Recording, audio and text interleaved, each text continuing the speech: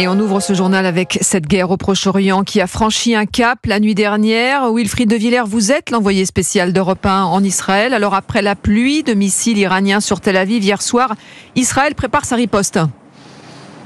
Oui, Benjamin Netanyahou promet que Téhéran paiera le prix fort après son attaque massive hier soir. Le Premier ministre israélien parle d'une grossière erreur et il a réuni une bonne partie de la nuit son cabinet de guerre tout juste après ces frappes iraniennes.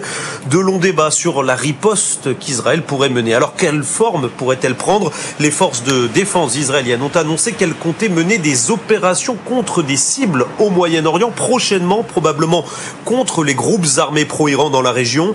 Et dans cette riposte à l'attaque iranienne, Israël peut compter sur son allié américain.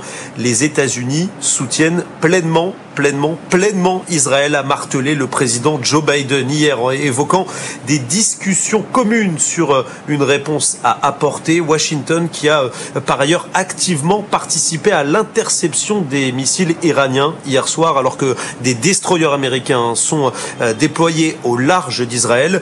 Dans le même temps, les opérations israéliennes se poursuivent au Liban, dans le sud d'abord, où les combats au sol ont lieu en ce moment, à l'est de la frontière contre des positions du Hezbollah.